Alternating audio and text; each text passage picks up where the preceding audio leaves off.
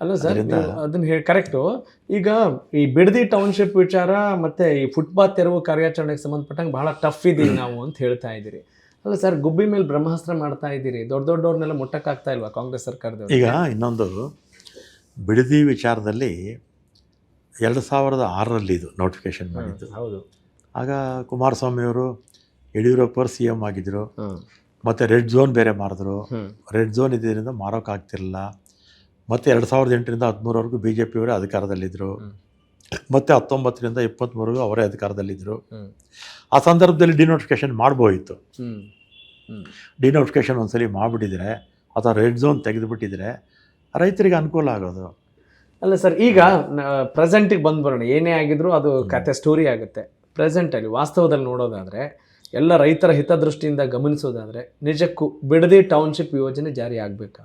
ಒಂದು, ಈಗ ಮನೆ ಸಿ ಎಮ್ಮು ಭಾಳ ಸ್ಪಷ್ಟವಾಗಿ ಹೇಳಿದ್ದಾರೆ, ವಾಲಂಟಿಯರೇ ಯಾರು ಕೊಡ್ತಾರ ಕೊಡಿ, ಉಳಿದಿದ್ದು ರೈತರು ನೀವು ವ್ಯವಸಾಯ ಮಾಡ್ಕೊಳ್ಳಿ ಅಂತ ಸ್ಪಷ್ಟವಾಗಿ ಹೇಳಿರೋದ್ರಿಂದ ಅದು ಆ ಪ್ರಶ್ನೆ ನಾವು ಓಕೆ. ಅಂದರೆ ಈಗ ಟೌನ್ಶಿಪ್ ಯೋಜನೆ ಜಾರಿ ಆಗುತ್ತೆ ಆಗಲ್ಲ ಅನ್ನೋದ್ರ ಬಗ್ಗೆ ಖಾತ್ರಿ ಇಲ್ಲ.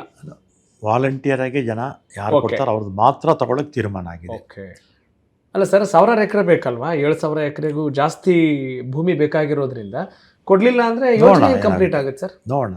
ಓಕೆ, ಅದ್ರ ಬಗ್ಗೆ ಡಿಪೆಂಡ್ಸ್ ಅಪಾನ್ ರೈತರು ಎಷ್ಟು ಜಮೀನು ಕೊಡ್ತಾರೆ ಅದ್ರ ಮೇಲೆ ಡಿಪೆಂಡ್ ಆಗುತ್ತೆ. HD ದೇವೇಗೌಡರು ಎಂಟ್ರಿ ಆಗಿರೋದು ಒಂದು ಹೋರಾಟಕ್ಕೆ ಜಾಸ್ತಿ ಶಕ್ತಿ ಬಂದಿದೆ ಅಂತ ಅನ್ನಿಸ್ತಾ ನಿಮ್ಗೆ ಸವಾಲ್ ಆಗ್ತಾ ಇದೆಯಾ? ಕಾಲನೇ ದಾರಿ ತೋರಿಸುತ್ತೆ ಅಂತಾರಲ್ಲ, ನೋಡೋಣ. ಏನು ಸರ್ ಹಂಗಂದ್ರೆ ನಂಗೆ ಅರ್ಥನೇ ಆಗ್ತದೆ. ಹಂಗಂದ್ರೆ ಏನಂತ ಅರ್ಥ ಮಾಡ್ಕೋಬೇಕು ಹೇಳಿ ಸರ್? ನೋಡೋಣ. ಈಗ ಅಲ್ಲ ಸರ್, ನೀವು ಆಡಳಿತ ನಡೆಸೋರೆ ವೀಕ್ಷಕರ ಥರ ಹೀಗೆ ಜನಸಾಮಾನ್ಯರ ಥರ ಕೂತ್ಕೊಂಡ್ರೆ ಏನು ಸರ್? ಏನು ಜನಸಾಮಾನ್ಯರೇ ಎಲ್ಲದಕ್ಕೂ ಕಾಲನೇ ಉತ್ತರ ಕೊಡುತ್ತೆ. ನೀವು ಭಾಳ ಫಿಲಾಸಫಿಕಲ್ ಆಗಿ ತುಂಬ ಉತ್ತರ ಕೊಡ್ತಾ ಇದ್ದೀರಿ. ಫೈನ್ ಸರ್, ಅದು ನಿಮ್ಮ ವಯಸ್ಸಿನ ಅನುಭವದ ಒಂದು ಗ್ಲಿಮ್ಸ್ ಅಂತ ನಾನು ಭಾವಿಸ್ತೀನಿ. ಈಗ ಬೆಂಗಳೂರು ಅಂತ ಹೇಳಿದ ತಕ್ಷಣ ನಿಮ್ಮದೇ ಆದಂಥ ಒಂದು ಕನಸಿದೆಯಲ್ಲ, ಆ ಕನಸು ಹೆಂಗೆ ಅಂತ ಕೇಳಬೇಕು. ಏನೇನು ಮಾಡ್ಲಿಕ್ಕೆ ಹೊರಡಿ ನೀವು?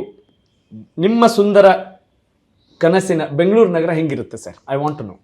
ಈಗ ನಾನು 37 ವರ್ಷ ಶಾಸಕನಾಗಿದ್ದೀನಿ ಕಂಟಿನ್ಯೂಸ್ ಆಗಿ. ನನಗೆ ಸಿಕ್ಕಿದ್ದು ಒಂದೇ ವರ್ಷನೇ, 1 ವರ್ಷ 8 ತಿಂಗಳು. ಅದರಿಂದ ನಾವು ಏನೇ ಕನಸುಗಳಿದ್ರು ಕೂಡ ಅದನ್ನು ಕಟ್ಟಿಟ್ಬಿಟ್ಟಿದ್ದೀವಿ. ಅಲ್ಲ ಸರ್, ಹೇಳಿ ಸರ್, ಬೇರೆಯವ್ರಿಗೆ ಇನ್ಸ್ಪೈರ್ ಆದರೂ ಆಗ್ಬೋದು. ಈಗ ಇನ್ನೊಬ್ರು ಯಾರೋ ನೋಡ್ತಾ ಇರ್ತಾರೆ, ನಿಮ್ಮ ಇಂಟರ್ವ್ಯೂ ನೋಡ್ತಿರ್ತಾರೆ, ನಿಮ್ಮಂಥವ್ರ ಅನುಭವ ಬೇಡ ಸರ್. ನೀವು ಬೇರೆ ಪರ್ಸನಲ್ ಆಗಿ ಅವ್ರಿಗೆ ಏನಾದ್ರು ಟ್ರೈನಿಂಗ್ ಕೊಡೋಕ್ಕಾಗತ್ತಾ? ಈ ಮೂಲಕ ಹೇಳ್ಬೋದಲ್ಲ.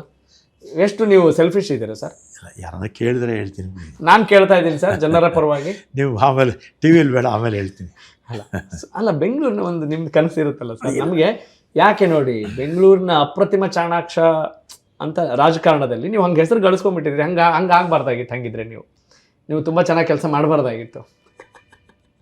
ಅಲ್ಲ, ಒಂದು ಸಣ್ಣ ಗ್ಲಿಮ್ಸ್ ಹೇಳಿ ಸರ್, ಬೆಂಗಳೂರು ನಗರ ಅಂದರೆ ಹೆಂಗಿರ್ಬೋದು? ಬೇರೆ ಸಬ್ಜೆಕ್ಟ್ ಬೇಡ ಅಂತೀರಾ? Okay, fine. ನೋಡಿ, ಅವರಿಗೆ ಈ ವಿಚಾರವನ್ನು ಈಗಲೇ ಮಾತಾಡೋಕ್ಕೆ ಇಷ್ಟ ಇಲ್ಲ ಅನ್ನೋದು ನಿಮ್ಮ ಪರವಾಗಿ ನಾನು ಹೇಳ್ತಾ ಇದ್ದೀನಿ. Fine, let's respect his opinion also.